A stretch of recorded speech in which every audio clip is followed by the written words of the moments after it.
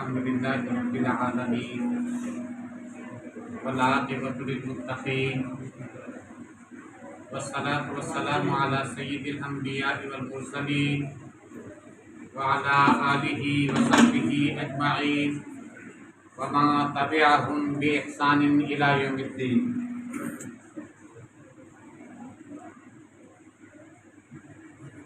اما بعد فقد قال النبی صلی اللہ علیہ وسلم اذا مات الانسان انقطع عنه عمله الا من ثلاث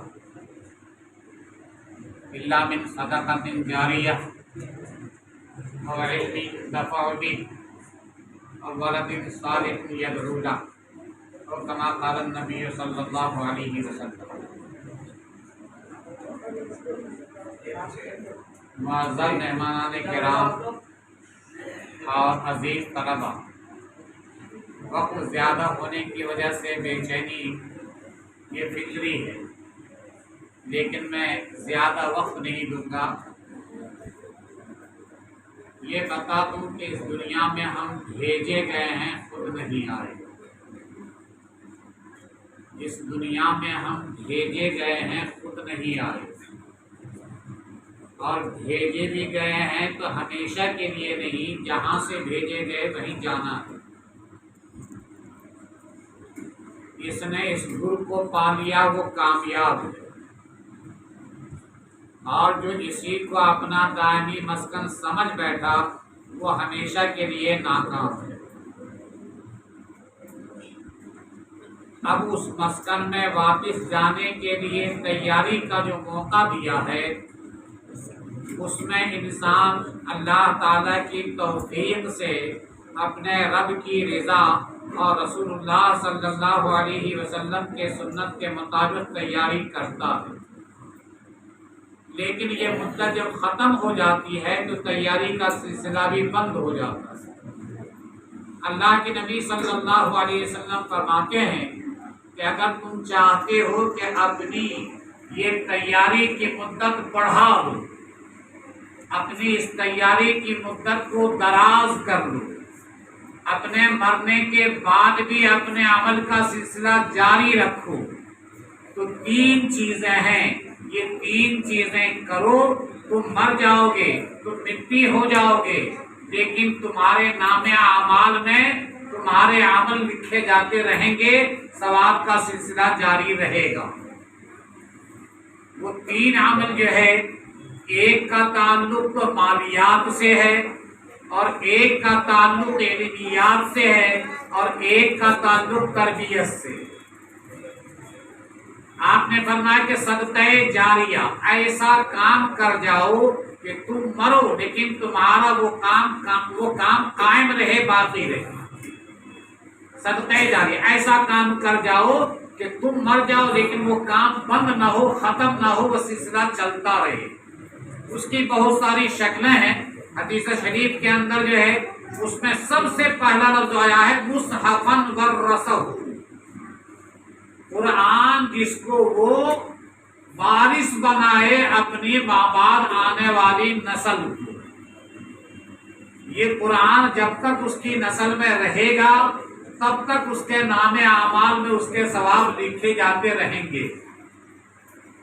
اس کے علاوہ مسافر خانہ بنا دیا، پانی کے لیے اسباب پیدا کر دیے، عمارتیں تعمیر کر دی مسافر خانے کے لیے یا مدارس کے لیے۔ یہ چیزیں بھی ہیں، ہمارے مرنے کے ساتھ یہ ختم نہیں ہوں گی، یہ تعمیر رہے گی، اس سے استفادہ کیا جاتا رہے گا، اس کا ثواب بھی ملتا رہے گا اس تعمیر میں حصہ لینے والوں کے لیے۔ دوسری چیز ہے جس کو اللہ کے نبی نے فرمایا او علم ينتفع به، ایسا علم جس سے نفع اٹھایا جائے، علم نافع۔ یہ بھی ایسی چیز ہے کہ مرنے والا مر جائے گا لیکن جو علم اس نے چھوڑا ہے علم نافع، اور علم نافع کے چھوڑنے کی دو شکلیں تو عام ہیں۔ ایک تو یہ کہ اس نے ایسے شاگرد تیار کر دیے کہ ان کے مرنے کے بعد اس مشن کو لے کر چلتے رہیں گے، پھر نئے شاگرد پیدا کریں گے، پھر نئے شاگرد پیدا ہوتے رہیں گے، اور یہ سلسلہ قیامت تک چلتا رہے گا، تو اس کا ثواب اس کے نام اعمال میں لکھا جاتا رہے گا۔ ایک تو یہ شکل ہے شاگرد پیدا کر دینا۔ انبیاء علیہ الصلوۃ والتسلیم نے اپنے صحابہ پیدا کیے، ایسے گروہ تیار کر دیے جو نبی کے مشن کو لے کر آگے بڑھے، اور آج جو ہمارے پاس دین ہے، جبکہ 1450 سال گزر چکے ہیں، ہمارے پاس دین ہے اور اپنی اصلی شکل میں ہے، تو اس کا جو ہے سہرا جاتا ہے صحابہ کرام کے اوپر۔ اسی لیے امت نے، اہل سنت والجماعت نے متفقہ طور پر کہا کہ صحابہ کرام سارے کے سارے اعلیٰ درجے کے متقی اور اعلیٰ درجے کے دیندار تھے، ان پر کسی طرح کا کوئی شوشہ چھوڑنا، ان کی کردار کشی کرنا، یہ اپنے آپ کو جہنم کے راستے پر ڈالنا۔ الصحابۃ کلھم معصومون۔ اسی لیے محدثین ہو یا فقہا، مفسرین ہو یا مورخین، سبوں نے صحابہ کرام کی عظمت کا اعتراف کیا ہے، اور خود قرآن نے والذین معه اشداء الکفار رحماء بینہم تراہم رکعا سجدا کہہ کر کے ان کی بڑائی اور عظمت بیان کی، ان کی تعریف۔ ایک طریقہ تو ہے شاگرد تیار کر دینا، انبیاء علیہ الصلوۃ والسلام نے اسی پر زیادہ زور دیا، اس لیے کہ یہ سینہ بسینہ چلتا رہتا، سلسلہ ختم نہیں ہوتا۔ دوسرا طریقہ ہے کہ آپ اپنی کوئی تحریر چھوڑ جائیں، اس تحریر سے لوگ نفع اٹھاتے رہیں، تو جب تک اس تحریر سے نفع اٹھایا جاتا رہے گا تب تک آپ کے نام اعمال میں اس کا ثواب لکھا جاتا رہے گا۔ دیکھیے حضرت امام بخاری رحمۃ اللہ علیہ، ان سے پہلے حضرت امام مالک رحمۃ اللہ علیہ، حضرت امام احمد بن حنبل رحمۃ اللہ علیہ، یہ سارے، حتیٰ کہ جن کے بارے میں ہمارے اہل حدیث برادری نے بدنام کرنے کی کوشش کی ہے کہ 17 حدیثیں آتی تھی ان کو، ان کی 17 مسانید ہیں، 17 موٹی موٹی کتابیں ہیں، اور ان کتابوں کو جمع کیا جائے تو اتنی موٹی ہوتی ہے آپ جو ہے صلی اللہ علیہ وسلم کی لائبریری میں مسانید امام اعظم، ان کی کتابیں ہیں اور ان سے استفادہ کیا جا رہا ہے، اور ان کو گزرے زمانہ ہو گیا، 1300 سال، 1350 سال، 1400 سال ہو گئے، لیکن آج بھی کروڑوں کی تعداد میں، ہزاروں نہیں، لاکھوں نہیں، کروڑوں کی تعداد میں اس سے فائدہ اٹھانے والے ہیں، اور ان سب کا ثواب ان کے نام اعمال میں لکھا جا رہا ہے۔ حضرت امام بخاری رحمۃ اللہ علیہ کی کتاب، جس کے بغیر کوئی آدمی سند فضیلت نہیں حاصل کر پاتا، اس کتاب میں ایک بہت بڑا عنوان ہے اور بڑی اہمیت ہے اس کتاب کی، وہ ہے کتاب التوحید۔ اس میں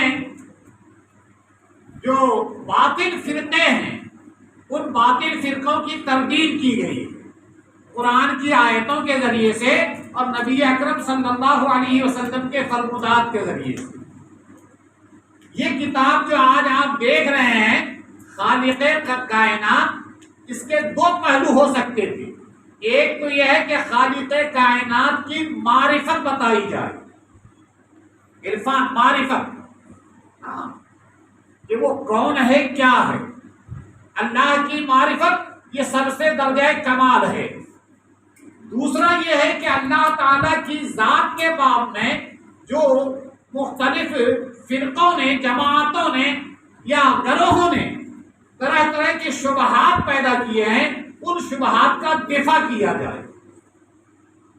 کتاب دونوں پہلو سے جامع ہے، اصلاً تو دفاع ہے، لیکن اس دفاع کے تحت میں اللہ تعالیٰ کی معرفت اور عرفان کی باتیں بھی آ گئی ہیں، تو اس طرح سے وہ کام کیا ہے جس کام کے کرنے کی بدولت حضرت امام احمد بن حنبل رحمۃ اللہ علیہ امر ہو گئے۔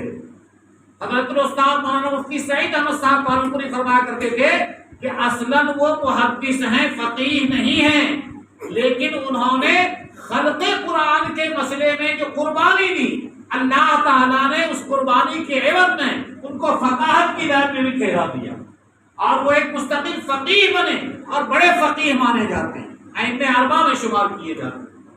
وہ خلق قرآن مخلوق ہے، اللہ کا کلام نہیں ہے، اللہ کا پیدا کردہ ہے۔ اس مسئلے میں معتزلہ سے بھیڑے اور طرح طرح کی صحبتیں برداشت کی، تو یہ قرآن کا دفاع کیا تھا انہوں نے، اس کی وجہ سے اللہ تعالیٰ نے ان کو اس چیز سے نوازا۔ یہ بھی قرآن کا دفاع ہے، یہ بھی قرآن کا دفاع ہے، اللہ تعالیٰ کی عظمت، اللہ تعالیٰ کی معرفت، اور اس بات میں گمراہ فرقوں کے سوالوں کا جواب ہے۔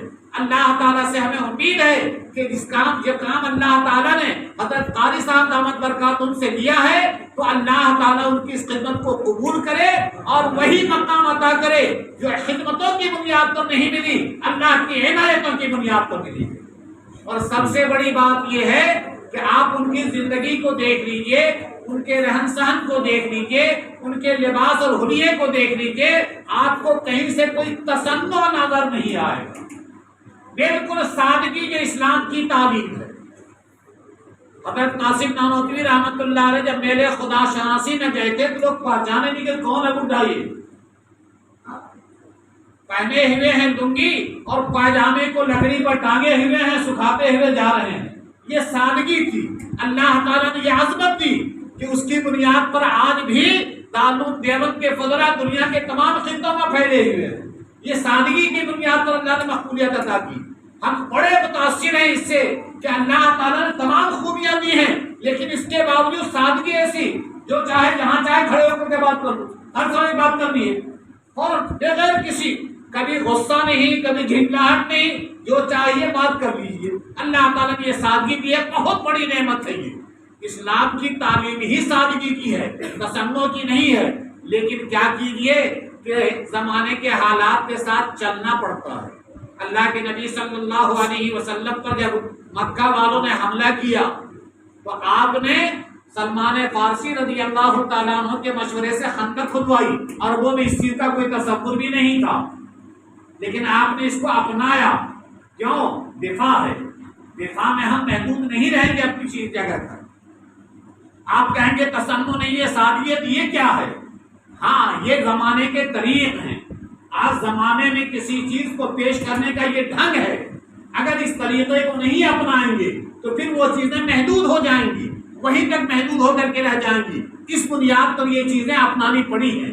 آپ اس سے دھوکہ نہ کھائیں، دل کی سادگی کو دیکھیں، ان کے اپنے جسامت کی سادگی کو دیکھیں، لباس کی سادگی کو دیکھیں، اور ساتھ میں دعا کریں کہ اللہ تعالیٰ نے جس طرح اس کتاب کے لکھنے کی اور کتاب اللہ کے خدمت کرنے کی کا موقع عطا فرمایا ہے، اسی طرح سے ان کے نام کو بھی قائم اور دائم کر دے، اور قیامت تک کے لیے ان کے نام کو نہ صرف باقی رکھے بلکہ ان کے خدمات کے وقت ان کے نام اعمال میں ثواب کو بھی جاری اور ساری رکھے۔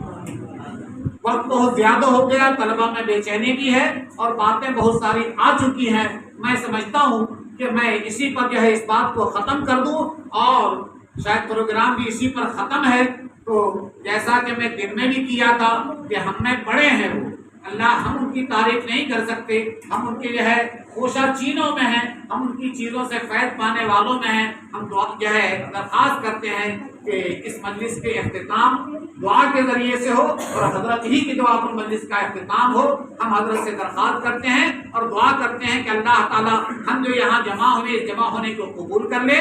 جو مقاصد ہیں مدرسے کے، مدرسہ معہد القرآن، آپ کے سامنے اس کا تعارف دیا گیا ہے۔ یہ چھوٹے بچے خود ہی تعارف کے لیے کافی ہیں۔